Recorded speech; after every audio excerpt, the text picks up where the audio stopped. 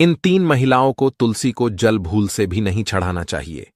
दोस्तों, एक समय की बात है, देवी सत्यभामा भगवान श्री कृष्ण के पास आती है और उनसे पूछने लगती है, हे प्रभु, पहले आपने मुझे तुलसी को जल देने का और तुलसी के पास दीपक जलाने का महात्म्य सुनाया था, किंतु हे प्रभु, आज मैं आपके पास यह जानने के उद्देश्य से आई हूँ कि तुलसी को जल चढ़ाने के नियम क्या है, कौन सी स्त्री तुलसी को जल चढ़ा सकती है और कौन सी स्त्री तुलसी को जल नहीं चढ़ा सकती।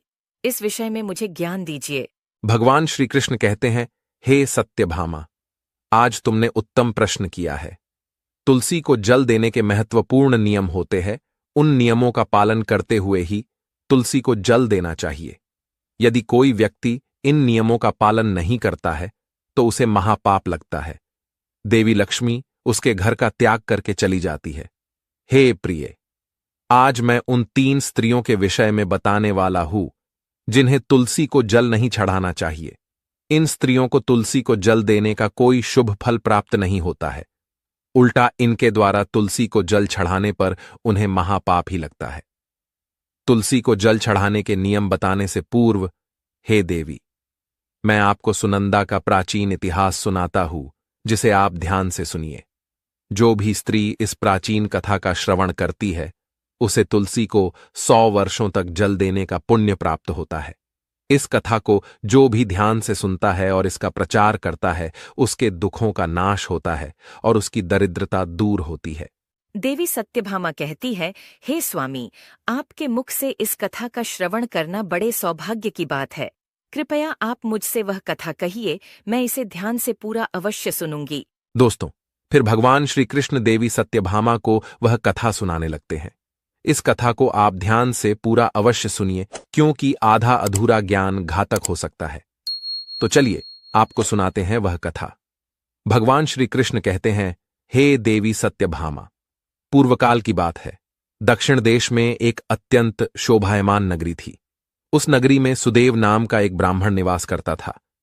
सुदेव बहुत ही बुद्धिमान और शास्त्रों में पारंगत था। उसने वेदों का भी अध्ययन किया था। उसी के नगर के पास अन्य एक नगर था। उस नगर में ध्यान शर्मा नाम का एक विद्वान ब्राह्मण था। उसकी एक पुत्री थी जिसका नाम सुनंदा था। उस ध्यान शर्मा ने बड़े ही लाड़ प्यार से अपनी पुत्री का लालन पालन किया था। उसकी पुत्री अत्यंत सुंदर और गुणवान थी।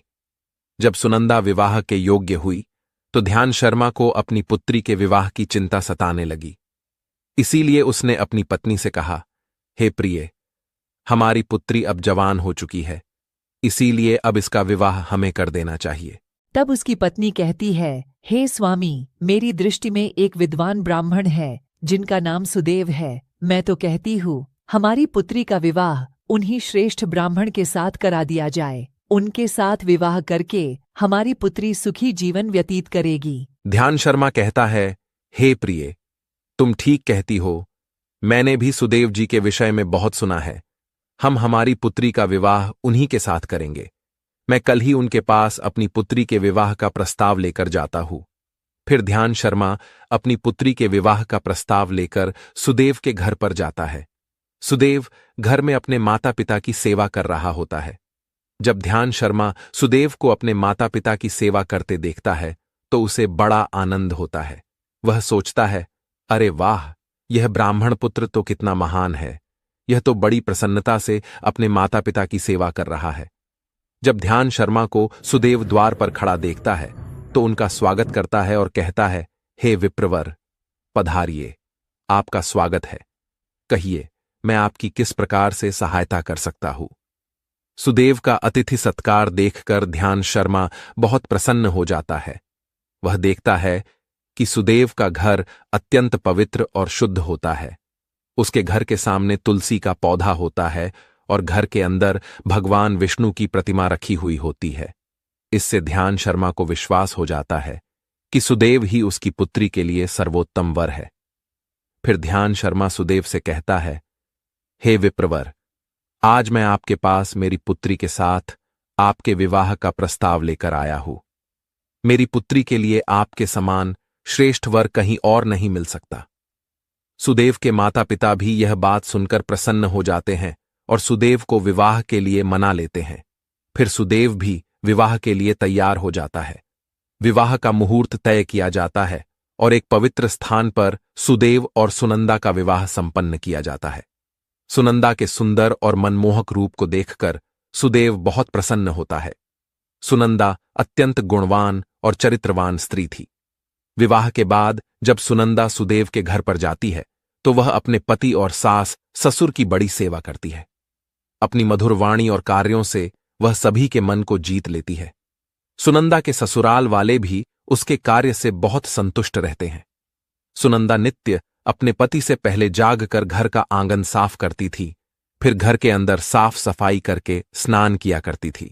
स्नान करके वह नित्य तुलसी को जल देती थी और फिर पूजा घर में जाकर भगवान विष्णु और मां लक्ष्मी की पूजा किया करती थी। फिर भोजन बनाकर उसमें तुलसी पत्र डालकर भगवान विष्णु को भोग लगाया करती। उसके बाद वह अपने पति को भोजन कराकर फिर खुद भोजन किया करती थी। रात को वह पति के चरण दबाकर उसके सो जाने के बाद सो जाया करती थी। सुनंदा के अंदर एक पतिव्रता नारी के सभी लक्षण थे और वह अपने पति को ही परमेश्वर मानकर उनकी सेवा करती थी।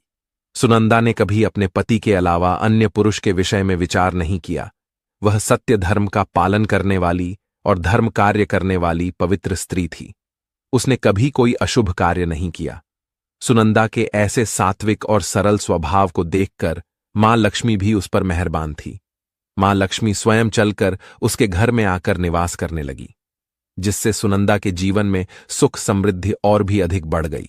भगवान श्री कृष्ण कहते हैं, हे देवी सत्यभामा, देवी लक्ष्मी उन्हीं स्त्रियों पर अपनी कृपा दृष्टि बनाए रखती है जो पतिव्रता होती है और जो सत्य धर्म का पालन करती है। सुनंदा के अंदर वे सभी लक्षण थे जो एक श्रेष्ठ पतिव्रता नारी के अंदर होने चाहिए। लेकिन आगे मैं तुम्हें बताऊंगा कि सुनंदा की एक भूल के कारण देवी लक्ष्मी उसके घर को त्याग के कैसे चली गई। एक दिन सुनंदा का पति अत्यंत कामातुर होकर सुबह स्नान करने के पश्चात सुनंदा के पास आया और उसने सुनंदा के साथ शारीरिक संबंध स्थापित किया, जिससे सुनंदा का शरीर अपवित्र हो गया। लेकिन सुनंदा का मन भी काम के प्रभाव में ही था, इसीलिए वह अपने नित्य नियम को भूल गई। उसने पति के साथ संबंध बनाने के बाद बिना स्नान किए ही तुलसी को स्पर्श किया और उसे जल दे दिया, जिससे सुनंदा के शरीर में महामोह ने प्रवेश कर लिया। सुनंदा के सारे इंद्रिय तिलमिला उठे। सुनंदा के शरीर में महामोह ने प्रवेश करते ही देवी लक्ष्मी ने सुनंदा के घर को त्याग दिया और लक्ष्मी उस स्थान से चली गई। तब से सुनंदा के शरीर में निवास कर रहे उस महामोह ने उसे सभी धार्मिक कार्यों से वंचित कर दिया। इसका विपरीत प्रभाव सुनंदा के पति पर भी पड़ा और वह भी सदा कामातुर होकर सुनंदा के साथ विहार करने लगा। उसका मन सदैव ही काम वासना में लगा रहता था।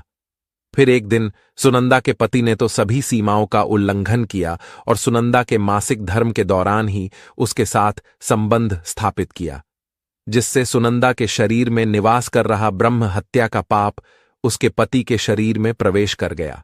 हे देवी सत्यभामा, जब स्त्री मासिक धर्म से होती है तो उसके शरीर में 3 दिनों तक ब्रह्म हत्या का पाप निवास करता है, क्योंकि ब्रह्मदेव ने इंद्र के शरीर से ब्रह्म हत्या का पाप निकालकर वृक्ष, जल, अग्नि और अप्सराओं को ग्रहण करने के लिए कहा था। उसी समय से स्त्रियों के शरीर में मासिक धर्म के दौरान ब्रह्म हत्या का पाप निवास करता है, और जो भी पुरुष मासिक धर्म के दौरान स्त्री को स्पर्श करता है अथवा उसके साथ संबंध बनाता है तो यह पाप उसके शरीर में प्रवेश कर जाता है।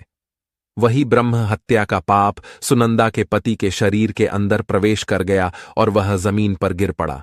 उसे तुरंत ही कोढ़ का रोग हो गया, उसका अंग अंग जलने लगा, उसके शरीर पर छाले पड़ गए और वह दर्द से चीखने चिल्लाने लगा, हाय, यह मुझसे क्या अपराध हो गया, मेरे द्वारा भयंकर पाप हो गया है। मैंने सब कुछ जानते हुए भी महापाप किया है, अब मेरी रक्षा कौन करेगा। सुनंदा की सास तुरंत उस स्थान पर आ गई तो उसने देखा कि उसका पुत्र कोढ़ के रोग से ग्रसित होकर जमीन पर पड़ा है। वह क्रोध में आकर सुनंदा से कहने लगी, अरे कुलटा, अरे पापिनी, तूने ये क्या कर डाला, अपने ही पति का धर्म भ्रष्ट कर डाला। अपने पति की ऐसी हालत देखकर सुनंदा बहुत घबरा गई और जोर जोर से रोने लगी। हे सासू मां, मुझे क्षमा करो, मुझसे बहुत बड़ा अपराध हो गया है। काम के वशीभूत होकर मेरे द्वारा यह अपराध हो गया है। सुनंदा की सास ने कहा, हे पापिनी, तू इस घर से अभी चली जा। तुझ जैसी कुलटा स्त्री को इस घर में नहीं रहना चाहिए। तूने मेरे बेटे के जीवन को नरक बना दिया। सुनंदा कहती है, हे सासू माँ, मैं कहाँ जाऊँ? मेरे पति के अलावा मेरा कोई नहीं है। मैं उन्हें छोड़कर जीवित नहीं रह सकती। सुनंदा की सास कहती है, तू कहीं भी जाकर मर जा, लेकिन अब तू इस घर में निवास नहीं कर सकती। इतना कहकर सुनंदा की सास ने उसे धक्के मारकर घर से निकाल दिया। फिर सुनंदा दुखी होकर घर से निकल गई। उसे अपनी भूल पर बड़ा पछतावा होने लगा। उसे कुछ भी समझ में नहीं आ रहा था कि वह क्या करे। सुनंदा चलते चलते एक वन में जाती है। उसी वन में एक साधु का आश्रम होता है। तब वह उस आश्रम पर सहायता मांगने के लिए जाती है तो वहां पर कोई नहीं होता है। सुनंदा उसी आश्रम पर जाकर बैठ जाती है और अपने दोष के विषय में सोचते हुए दुखी होने लगती है।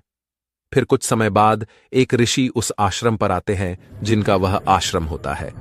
जब वे ऋषि एक स्त्री को अपने आश्रम पर दुखी बैठा हुआ देखते हैं तो आश्चर्यचकित हो जाते हैं और पास जाकर उस स्त्री से पूछने लगते हैं, हे कल्याणी, तुम कौन हो और किस कारण से इस स्थान पर अकेले बैठी हो? तुम्हारे दुख का क्या कारण है? तब वह स्त्री कहती है, हे मुनिवर, मेरा नाम सुनंदा है। मेरे द्वारा घोर पाप हो गया था। उसी कारण से मैं अपने परिवार से बिछड़कर इस स्थान पर आई हूँ। वह ऋषि कहते हैं, हे देवी, ये क्या कह रही हो तुम? तुमने कौन सा पाप किया है? मुझे विस्तार से बताओ। मैं तुम्हारी कोई सहायता कर सकूं तो प्रयत्न अवश्य करूंगा। सुनंदा कहती है, हे मुनिवर, मेरे द्वारा घोर पाप हो गया है।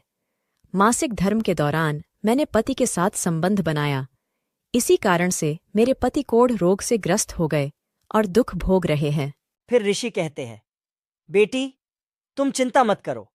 तुम्हारे द्वारा जो पाप हुआ है उसका प्रायश्चित करो। तुम्हें पाप से मुक्ति मिल जाएगी। तुम इस आश्रम में बैठकर भगवान विष्णु की पूजा करो, तुलसी को नित्य जल दो और गौ माता की सेवा करो। तुम्हारा पति जल्दी ही ठीक हो जाएगा। फिर वह सुनंदा वहीं पर उस आश्रम में रहकर भगवान विष्णु की नित्य पूजा करने लगती है। रोज स्नान करके वह ब्रह्मचर्य का पालन करते हुए तुलसी को जल चढ़ाती है और तुलसी के पत्र डालकर भगवान विष्णु को भोग लगाती है। फिर गायों को चारा डालती है, उनकी सेवा करती है।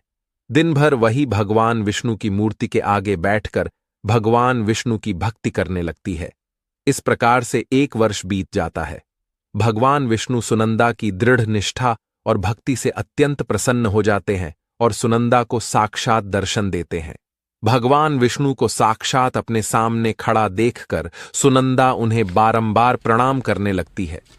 तब भगवान विष्णु सुनंदा से कहते हैं, हे पुत्री, तुमने बड़ी ही श्रद्धा से और भक्तिभाव से मेरी आराधना की है, इसीलिए अब मैं तुम पर प्रसन्न हूं। कहो, तुम्हारी क्या कामना है? तब सुनंदा कहती है, हे प्रभु, कृपया मुझे बताइए, मेरे किस दोष के कारण मेरे अंदर काम का वास हो गया, जिस कारण से मेरे द्वारा घोर पाप हुआ और मेरे पति को कोढ़ का रोग हो गया? भगवान विष्णु कहते हैं, हे पुत्री, अब तुम ध्यान से सुनो। तुम्हारे द्वारा अनजाने में ही एक पाप हुआ था, जिस कारण से तुम्हारे अंदर महामोह ने प्रवेश कर लिया था। एक दिन तुमने अपने पति के साथ संबंध बनाने के बाद बिना स्नान किए ही तुलसी को जल दिया था। पति पत्नी जब रति क्रिया करते हैं तो उनका शरीर अपवित्र हो जाता है और ऐसी अवस्था में तुलसी को कभी स्पर्श नहीं करना चाहिए। तुलसी लक्ष्मी का ही रूप है।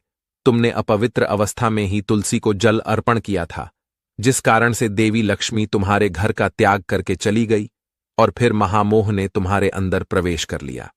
उसी महामोह के कारण तुम्हारे और तुम्हारे पति के अंदर काम का प्रभाव अधिक बढ़ गया और मासिक धर्म के दौरान स्त्री के साथ संसर्ग होने के कारण तुम्हारे पति को कोढ़ का रोग हो गया था। वह सुनंदा कहती है, हे प्रभु, अनजाने में मुझसे यह बड़ा पाप हो गया था।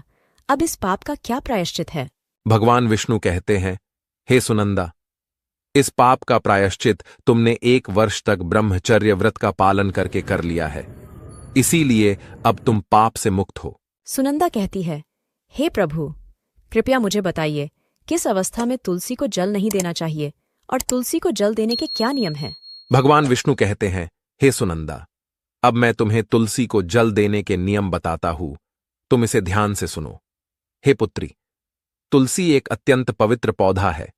यह मुझे सबसे अधिक प्रिय है, इसीलिए इसकी सात्विकता बनी रहनी चाहिए। इस पौधे को कभी अपवित्र अवस्था में स्पर्श नहीं करना चाहिए। जो स्त्री मासिक धर्म से हो, उस स्त्री को इस पौधे को कभी स्पर्श नहीं करना चाहिए। मासिक धर्म के दौरान स्त्री के शरीर में ब्रह्म हत्या का पाप होता है। ऐसे में स्त्री को तुलसी को जल नहीं देना चाहिए। किसी भी स्त्री और पुरुष को संबंध बनाने के बाद तुलसी के पौधे को स्पर्श नहीं करना चाहिए और ना ही इसे जल देना चाहिए। संबंध बनाने पर स्त्री और पुरुष का शरीर अपवित्र हो जाता है। ऐसी अवस्था में तुलसी के पौधे को स्पर्श करने पर दोष लगता है। देवी लक्ष्मी ऐसे स्थान से चली जाती है। हे पुत्री, जो स्त्री अपने पति का त्याग करके चली गई हो, जो विवाह के पश्चात अपने पति को छोड़कर अन्य पुरुष के साथ निवास कर रही हो, ऐसी स्त्री को भी तुलसी को जल नहीं चढ़ाना चाहिए। तुलसी की पूजा करने का अधिकार केवल पतिव्रता स्त्रियों को ही है। जो स्त्री असती होती है, उसे तुलसी को जल नहीं चढ़ाना चाहिए।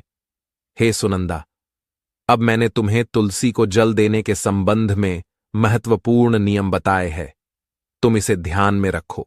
तब सुनंदा कहती है, हे प्रभु, मेरे पति कोढ़ के रोग से पीड़ित है, कृपा करके मेरे पति को रोग से मुक्त कीजिए। तब भगवान विष्णु कहते हैं, हे सुनंदा, तुमने इस तुलसी के वृक्ष की 1 वर्ष तक पूजा की है। यह अत्यंत पवित्र पौधा है।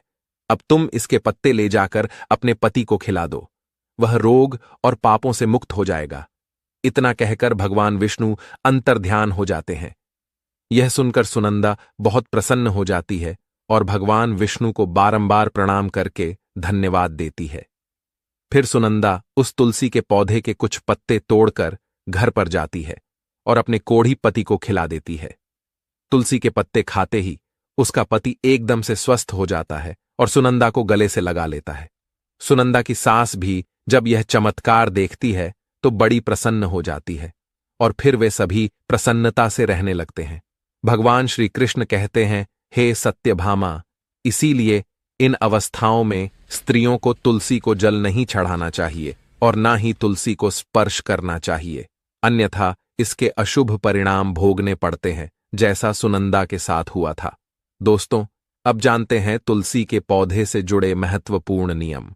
शास्त्रों के अनुसार सोमवार, बुधवार और रविवार का दिन तुलसी का पौधा लगाने के लिए बहुत शुभ होता है। लेकिन ग्रहण काल में, अर्थात सूर्य ग्रहण, चंद्र ग्रहण आदि दिनों में तुलसी का पौधा कभी नहीं लगाना चाहिए। तुलसी के पौधे को मिट्टी के गमले में लगाना श्रेष्ठ होता है। घर के मुख्य द्वार के सामने एक सुंदर गमले में तुलसी का पौधा लगाना चाहिए। तुलसी के गमले को हमेशा जमीन पर अथवा किसी ऊंची जगह पर रखना चाहिए, लेकिन इसे कभी लटकाकर नहीं रखना चाहिए। तुलसी के पौधे में अच्छी मिट्टी का प्रयोग करना चाहिए। अशुभ स्थानों की मिट्टी कभी तुलसी के गमले में नहीं डालनी चाहिए, जैसे शमशान, नाली या शौच वाले स्थानों की मिट्टी का प्रयोग तुलसी के गमले में कभी ना करें। जिस तुलसी के पौधे की रोज पूजा करते हैं, उसे कभी जमीन के अंदर नहीं लगाना चाहिए। जमीन में लगाने से तुलसी का पौधा अपवित्र हो जाता है और साथ ही इसका आकार भी बहुत बड़ा हो जाता है, जिससे इसकी पूजा करने में परेशानी होने लगती है और लोग इसकी टहनियां तोड़ने लगते हैं। इसके अलावा ध्यान न देने पर पशु इसे नुकसान पहुंचा सकते हैं। तुलसी का पौधा लगाने के लिए उत्तर, उत्तर पूर्व तथा पूर्व दिशा ही सर्वश्रेष्ठ मानी गई है। इसमें उत्तर पूर्व दिशा अत्यंत शुभ होती है। इस दिशा में तुलसी का पौधा लगाने से घर का वातावरण सकारात्मक बनता है और शुभ परिणाम प्राप्त होते हैं। अगर तुलसी का पौधा आंगन में लगाया जाता है तो यह बहुत शुभ होता है। तुलसी का पौधा कभी भी दक्षिण पूर्व की दिशा में कभी नहीं लगाना चाहिए। यह आग्नेय दिशा है। इस दिशा में तुलसी का पौधा रखने से जल्दी सूखने लगता है। तुलसी के पौधे को कभी भी अंधकार में नहीं रखना चाहिए। शाम के समय इसके पास दीपक जलाना चाहिए। इसके अलावा तुलसी के पौधे को चुनरी जरूर बांध देना। चुनरी के बिना तुलसी का पौधा अधूरा माना जाता है। तुलसी के पौधे में हरे रंग की चूड़ी, लाल अथवा सफेद धागा जरूर बांध देना, लेकिन तुलसी को कभी सुना नहीं रखना चाहिए। तुलसी के पत्ते तोड़ते समय ध्यान में रखें, चाकू आदि धारदार चीजों का प्रयोग करके तुलसी पत्ते ना तोड़े। तुलसी के पत्ते उंगलियों से ही तोड़ने चाहिए। तुलसी के पौधे की कभी टहनी नहीं तोड़नी चाहिए। थोड़ा अधिक समय लग सकता है, लेकिन तुलसी का एक एक पत्ता ही तोड़ना चाहिए। जितने आवश्यक हो उतने ही पत्ते लेने चाहिए। पत्ते तोड़ते समय नाखूनों का भी प्रयोग नहीं करना चाहिए। इससे स्त्री का सौभाग्य नष्ट होता है और दुर्भाग्य आता है। एकादशी के दिन तुलसी के पत्ते कभी नहीं तोड़ने चाहिए। एकादशी के एक दिन पहले ही तुलसी के पत्ते तोड़कर रखने चाहिए। सूर्य ग्रहण, चंद्र ग्रहण के दौरान तुलसी को स्पर्श नहीं करना चाहिए। किसी भी दिन शाम के समय तुलसी के पत्ते नहीं तोड़ने चाहिए। शाम को तुलसी निद्रा अवस्था में होती है। ऐसे समय पर तुलसी के पत्ते तोड़ना पाप माना गया है। पुरानी सूखी हुई तुलसी की पत्तियों को कभी फेंकना नहीं चाहिए। इसे मिट्टी में दबा दें, लेकिन कभी नाली में अथवा कचरे में ना फेंके। रविवार के दिन तुलसी को जल नहीं देना चाहिए। इस दिन पत्तियां भी नहीं तोड़नी चाहिए। तुलसी को जल देने के लिए शुद्ध पानी का ही प्रयोग करें। तुलसी को कभी गंदा, झूठा पानी नहीं चढ़ाना चाहिए। तुलसी के पौधे को भूल से भी गंदगी वाले स्थान पर नहीं लगाना चाहिए। कई बार महिलाएं तुलसी के पौधे को ऐसे स्थान पर लगाती हैं जो स्थान अपवित्र होता है, जैसे नाली के समीप या जिस स्थान पर बर्तन अथवा कपड़े धोए जाते हैं, उस स्थान पर भी तुलसी का पौधा कभी नहीं लगाना चाहिए। इससे क्या होता है? गंदा पानी तुलसी के पौधे में गिरता है। यह बहुत ही अशुभ माना गया है। तुलसी में गंदा पानी गिरने से तुलसी अपवित्र हो जाती है। तुलसी को बिना स्नान किए जल भी नहीं देना चाहिए। जो भी स्त्री तुलसी को जल देती है, उसे स्नान करके माथे पर सिंदूर लगाकर ही तुलसी को जल देना चाहिए। तभी यह जल तुलसी मैया स्वीकार करती है। जो अविवाहित है अथवा जिनके पति नहीं है, उन्हें सिंदूर लगाने की आवश्यकता नहीं है। ध्यान रहे, तुलसी का पौधा कभी सूखना नहीं चाहिए। ये अशुभ संकेत लेकर आता है। तुलसी का पौधा सूखने पर समझना चाहिए कि घर में नकारात्मक शक्ति का वास है। इसीलिए तुरंत वास्तु उपाय करने चाहिए। गुरुवार के दिन तुलसी के पौधे में कच्चा दूध डालने से माता लक्ष्मी अत्यंत प्रसन्न होती है। घर से दुख, दरिद्रता और अशांति समाप्त होती है। गुरुवार के दिन केले के पौधे के साथ तुलसी का भी पूजन करना चाहिए। इससे अथाह धन संपत्ति की प्राप्ति होती है, जो कभी खर्च नहीं होती है। केले में भगवान विष्णु और तुलसी में मां लक्ष्मी का वास है। इसीलिए गुरुवार को इनकी पूजा जरूर करनी चाहिए। तो दोस्तों, इस प्रकार से भगवान श्री कृष्ण ने देवी सत्यभामा को तुलसी को जल देने का माहात्म्य सुना दिया है। आपको यह कथा कैसी लगी, कमेंट करके अवश्य बताएं। जानकारी अच्छी लगी तो वीडियो को लाइक जरूर करें और कमेंट में जय श्री कृष्ण अवश्य लिखें। साथ ही चैनल को सब्सक्राइब करें ताकि ऐसी ही आध्यात्मिक जानकारी आपको प्राप्त हो सके। आप सभी का धन्यवाद।